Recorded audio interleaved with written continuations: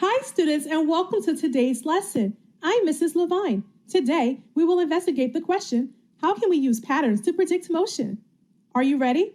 Grab your pencil and your science journal and let's get started. In our last lesson, we began to explore this system made up of a pendulum and a toy car. We want to answer the question, how does the release distance of the pendulum affect the distance the toy car travels?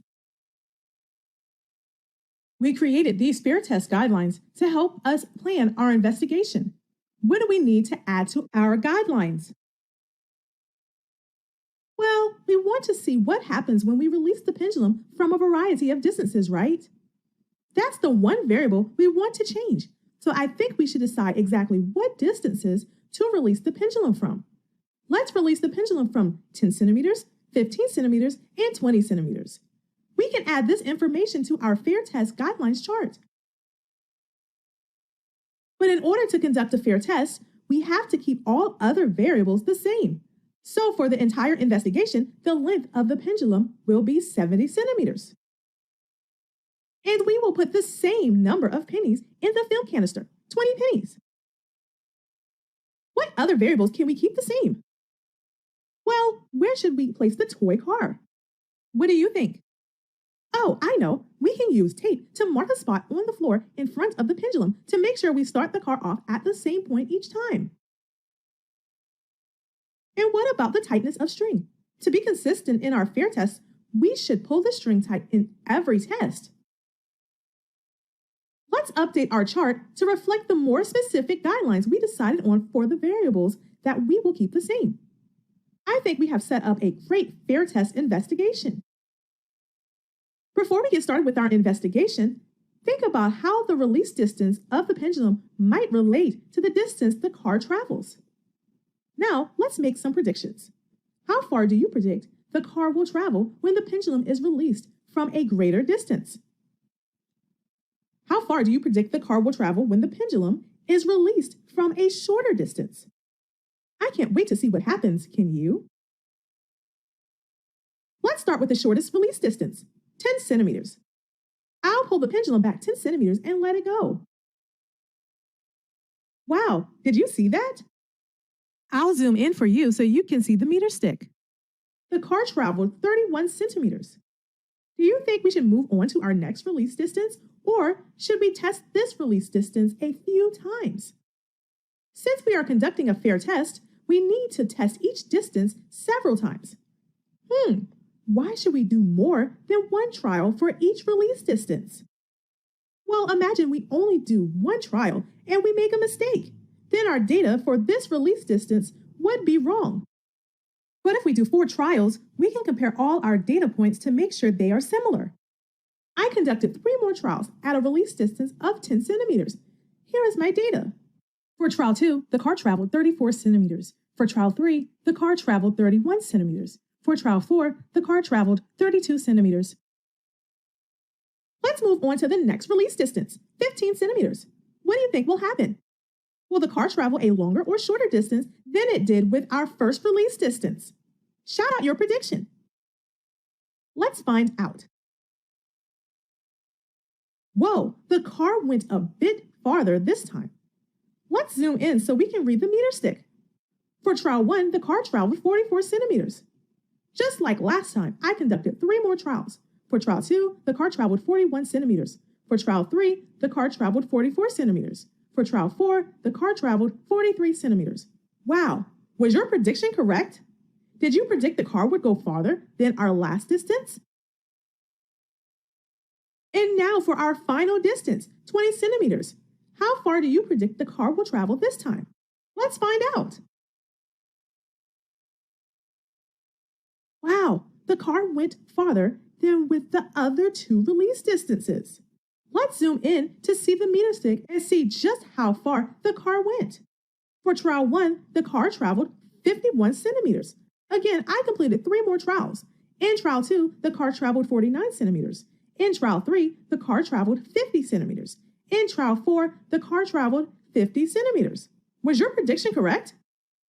Did you predict that the car would go farther than our last release distance? Wow, great work making predictions. Before we look more closely at our data, remember that scientists draw models to help them explain the results of an investigation. Let's draw a model to show how the pendulum and the toy car move during the investigation. We saw that the pendulum swings until it hits the car, and then the car rolls in a straight line after the pendulum hits it. But we noticed something about the release distance of the pendulum, didn't we? We noticed that when the pendulum is pulled back farther, it causes the car to travel farther. Great work! Now let's look closely at our results. What do you notice? The data we collected for the trials at each release distance are all similar, but with some small differences.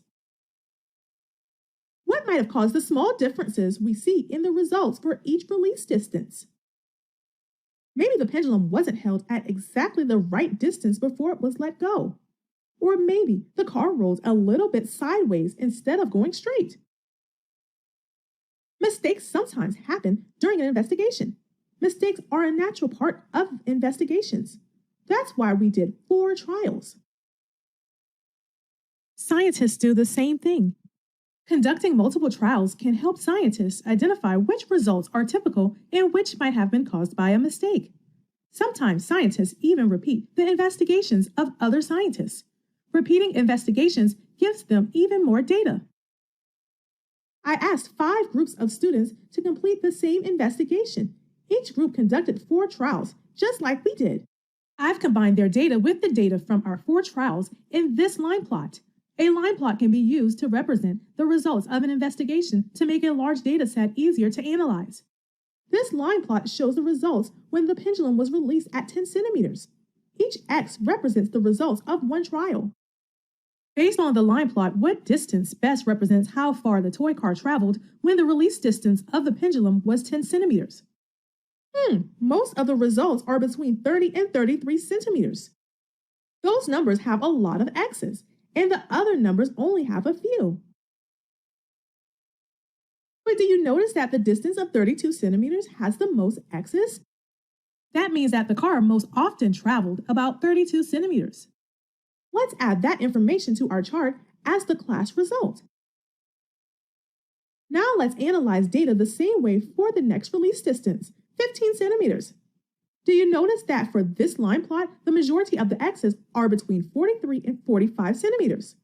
Which distance in this range has the greatest number of X's? Did you say 44 centimeters? I agree. Let's add that to our chart as the class result. And finally, let's analyze the last release distance, 20 centimeters. I noticed that the X's in this line plot are a bit more spread out, but one distance still has more X's than the others. Which distance has the greatest number of X's this time? Did you say 49 centimeters? I agree. Let's add that to our chart as the class result. Let's look at our data table and the model that we drew. What patterns of motion did you observe during the investigation? Let's revisit our investigation video clips. What do you notice about the pendulum motion in each video clip? Did you say that the pendulum always swings back and forth? What about the car's motion? Do you notice that the car always rolls in a straight line? What about when the pendulum is released at different distances? Maybe you said that when the pendulum is released from farther back, the car travels farther. Great work! The pendulum and the toy car follow a similar pattern of motion each time the pendulum is released, but the release distance of the pendulum affects the distance the toy car travels. After analyzing this data, I wonder what our results would look like if we chose to conduct this investigation again, but with a different release distance. What might happen if we release the film canister from a distance of 25 centimeters? Your task for today will be to imagine the release distance of the pendulum is 25 centimeters and predict the motion of the pendulum and the car.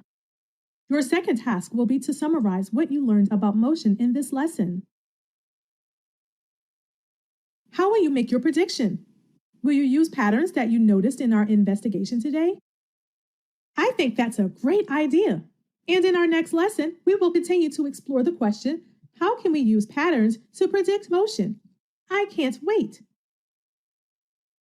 Let's review your task for today. First, predict the motion of the pendulum and the car. Second, summarize what you learned about motion in this lesson.